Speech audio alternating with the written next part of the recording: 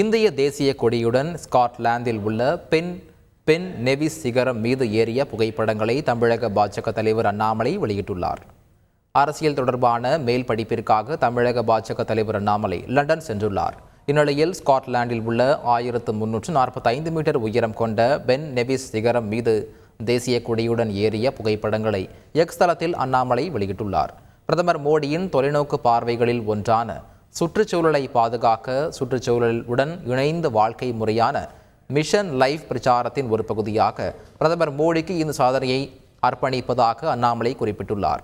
பிரதமர் மோடி வலியுறுத்தி வரும் குப்பைகள் மற்றும் பிளாஸ்டிக் இல்லாத வாழ்வியல் முறையின் முக்கியத்துவத்தை இந்த பயணம் உணர்த்தியது என தனது பதிவில் குறிப்பிட்டுள்ள அண்ணாமலை, இந்தியாவுக்கும் பிரிட்டனுக்கும் இடையேயான நீடித்த நட்பின் அடையாளமான பென் நெவிஸ் சிகரத்தில் மூவர்ண கொடியுடன் ஏறியதில் பெருமை அடைவதாக தெரிவித்துள்ளார்.